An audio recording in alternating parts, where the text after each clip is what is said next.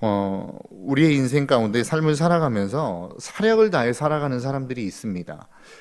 모든 힘을 다하여 하나님을 섬기고 또 공동체를 섬기는 사람들이 있습니다. 그런 사람들을 보면 참 대단하다라고 하는 느낌이 듭니다. 야, 어떻게 저 정도까지 봉사를 할 수 있을까? 어떻게 저 정도까지 헌신을 할 수 있을까? 저분 참 대단하다라고 느껴지는 분들이 있습니다. 자신의 환경과 자기의 주어진 그 어떤 상황들을 훨씬 뛰어넘어서 할 수 있는 최선을 다하여 하나님을 섬기고 공동체를 섬기는 분들이 있더라라고 하는 것이죠. 오늘 본문에 등장하고 있는 스룹바벨 그리고 여호수아 그리고 남은 자들이 그런 사람들이 아닌가라고 하는 생각을 해봅니다. 여러분 한번 잘 생각해 보시겠습니까? 바벨론에 이스라엘 남유다가 멸망하였습니다. 그리고 포로로 잡혀가죠. 그런데 포로로 잡혀간 사람들은 결코 연약하거나 부족하거나 이 시대를 살아가는 그 시대를 살아갔던 어떤 하층민들이 아니었다라는 겁니다.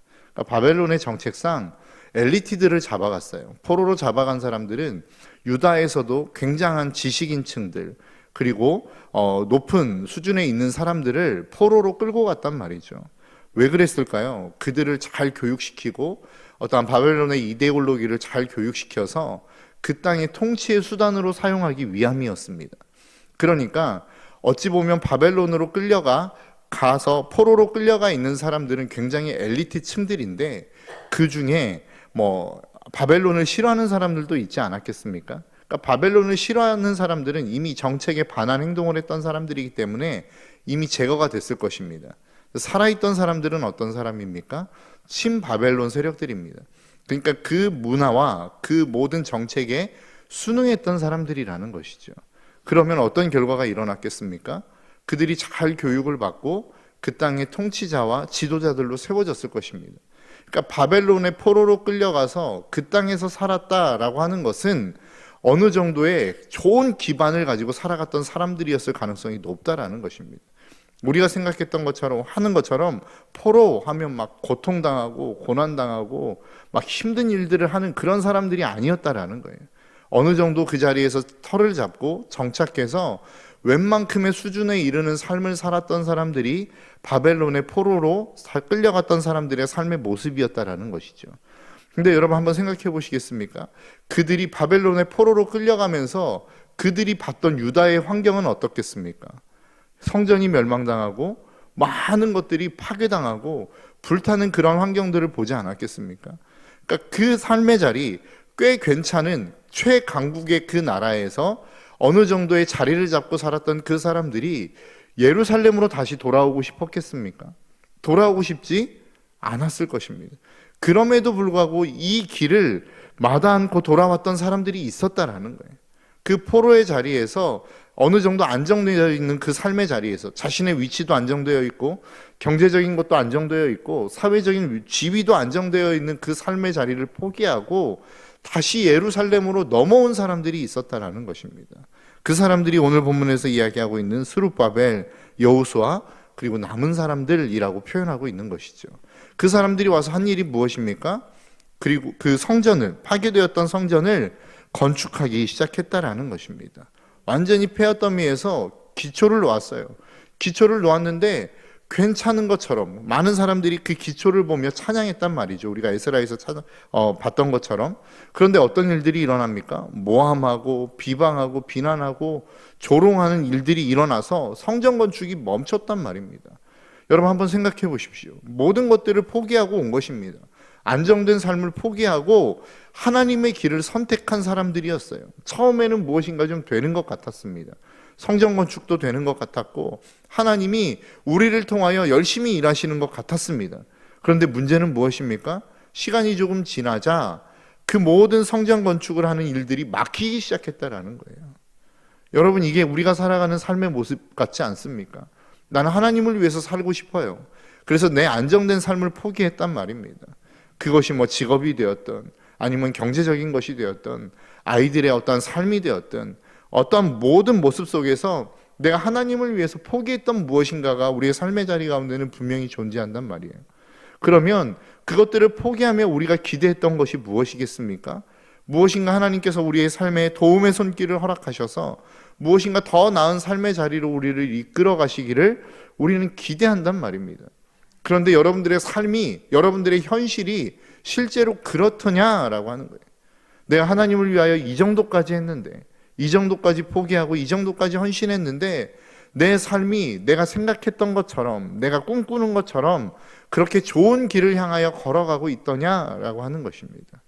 오늘 본문에서 이야기하고 있는 스룹바벨, 여호수아, 그리고 남은 사람들, 그 사람들이 겪는 현실적인 문제, 신앙적인 문제가 그런 것이었다라는 거예요. 어떠한 바벨론의 안정적인 삶을 포기하고 예루살렘으로 왔어요. 그러면 하나님이 도와주셔야 되는 거 아니에요? 원래 그런 것처럼 보여졌단 말이에요. 고레스의 칙령에 의해서 너희들 돌아가서 건축해라. 우리가 자재도 도와줄 것이고 너희들의 필요한 모든 것들을 내가 제공해 줄 거야 라고 했단 말이죠. 그런데 그것이 방해로 막혀버렸어요. 그리고 다시 일이 시작되어지는 것처럼 보여졌지만 오늘 본문에서 이야기하는 것처럼 보잘것없는 것처럼 보여졌다라는 겁니다. 오늘 본문 3절입니다. 너희 가운데 남아있는 자 중에서 이 성전의 이전 영광을 본 자가 누구냐? 이제 이것이 너희에게 어떻게 보이느냐? 이것이 너희 눈에 보잘것없지 아니하냐? 무슨 이야기입니까? 그 이전의 성전, 솔로몬의 성전의 영광을 봤던 사람들이 있단 말입니다. 엄청나게 화려했고 웅장했고 멋있었던 그 성전에 비해서 지금 스룹바벨에 의해서 건축되어진 이 성전은 보잘것없다라는 거예요. 최선을 다했어요. 모든 것을 다 털어 이 성전에 올인했단 말입니다. 그런데 문제는 뭐예요? 별로 보잘게 없어요. 별로 내세울 게 없는 모습이 그들 가운데 있었다라고 오늘 본문은 우리에게 말씀하고 있는 것입니다. 이러한 자들을 향하여, 이렇게 낙심해 있는 자들을 향하여 하나님의 음성이 들려오기 시작합니다. 오늘 본문 5절입니다. 너희가 애굽에서 나올 때에 내가 너희와 언약한 말과 너희 영이 계속하여 너희 가운데 머물러 있나니 너희는 두려워하지 말지어다. 그러니까 이렇게 낙심해 있지 않겠습니까? 야, 내가 내 인생을 전부 다 들여서 이 정도까지 포기하고 예루살렘에 와서 보여진 영광이 이거야? 결국 만들어낸 결과물이 이 정도밖에 안 돼 라고 낙심하고 있는 이 사람들을 향하여 하나님이 하시는 말씀입니다. 내가 너와 계속해서 함께하고 있었어. 앞으로도 너와 함께할 거야. 이게 낙심해 있는 하나님의 백성들을 향하여 하고 계시는 하나님의 언약의 말씀이라는 사실을 저와 여러분들이 잊지 않으셨으면 좋겠습니다. 그러면서 7절 후반절에는 이렇게 말씀합니다. 내가 이 성전에 영광이 충만하게 하리라. 만군의 여호와의 말이니라. 하나님께서 뭐라고 말씀하고 있어요? 너희들이 봤을 때 이 성전 보잘것없는 것처럼 느껴지지. 너희들 솔로몬의 성전 봤는데 그 성전에 비하면 이 성전 아무것도 아닌 것 같잖아. 그런데 내가 이곳에 내 영광을 부어줄 것인데 이 영광이 이전 영광보다 훨씬 더 나은 영광, 훨씬 더 찬란한 영광을 내가 너희들에게 보여줄 거야 라고 지금 약속하고 있다는 것이죠. 여러분, 이 약속이 지금 누구에게 들려지고 있다고요? 스룹바벨과 여호수아 그리고 남은 사람들입니다. 여러분, 이 사람들은 어떤 사람들이라고요? 하나님을 향하여 자신의 일들을 포기한 사람들입니다. 그러니까 하나님을 위해서 자신의 안정된 삶을 포기했고 자신의 모든 희생과 헌신을 들여 하나님과 공동체를 위하여 헌신한 사람들이라는 것이죠. 하나님의 영광은 이러한 사람들을 통해서 임하는 것입니다. 여러분, 말로만 하나님 우리에게 부흥을 주십시오 이렇게 한다고 해서 부흥이 임하는 것이 아닙니다. 부흥은 누구를 통해서 임하는 거예요? 아무 말 없이 하나님의 말씀 앞에 순종하며 그 길을 묵묵하게 걸어가는 사람을 통해서 하나님의 영광이 임하는 거라고요. 여러분, 이 사람들이 만들어낸 결과물 모든 사람들이 보기에 다 인정할 만한 것이었어요. 보잘것없네. 야, 그게 뭐야? 그거 하려고 지금 바벨론에서 여기까지 온 거야? 야, 그거 만들어내려고 지금 너희들이 안정된 삶 포기하고 여기까지 온 거야? 뭐 그렇게 보잘것없는 것 만들자고 지금 그렇게 난리친 거야? 라는 이야기들을 얼마나 많이 들었겠습니까? 그럼에도 불구하고 그들은 하나님께서 그들에게 맡기신 그 삶의 자리에서 최선을 다했단 말이에요. 그들의 맡기신 그 일들을 위해서 하나님의 말씀을 그들의 삶 가운데 이루어내기 위해서 최선을 다한 인물들이라는 것입니다. 그런데 만들어낸 결과가 보잘것없었어요. 그럼에도 불구하고 하나님이 그들에게 뭐라고 약속하고 있는 것입니까? 이전 영광에 비해서 내가 훨씬 더 나은 영광을 너희들에게 보여줄게. 여러분, 하나님의 일들은 이러한 사람들을 통해서 이루어져 가는 것입니다. 여러분들의 삶 가운데 무엇인가 내가 하나님을 위해서 헌신했음에도 불구하고 대단한 결과를 만들어내지 못한 것처럼 느껴지십니까? 사람들의 조롱이 있습니까? 야, 너 그렇게 살려고 지금 그렇게 아둥바둥 산 거야? 그렇게 교회에서 최선을 다해서 살아가겠다라고 그런 삶을 살아왔던 거야? 라고 하는 이야기들이 여러분들의 귓가에 들려지십니까? 괜찮습니다.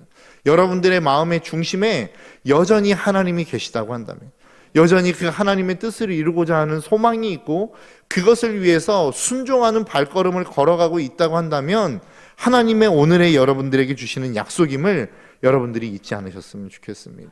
여러분들이 그 이전에 어떤 영광을 보았든, 여러분들이 그 삶 가운데 어떤 대단한 하나님의 영광을 보았든, 여러분들이 그 하나님을 붙잡고 있다고 한다면, 여러분들이 그 하나님의 영광을 오늘도 바라보고 있다고 한다면, 그래서 그 말씀 앞에 순종하는 길을 어떤 결과물도 없지만 뚜벅뚜벅 걸어가고 있다고 한다면 하나님은 오늘 여러분들에게 주시는 그 말씀과 같이 이전 영광에 비해서 앞으로의 영광이 훨씬 더 클 것이다.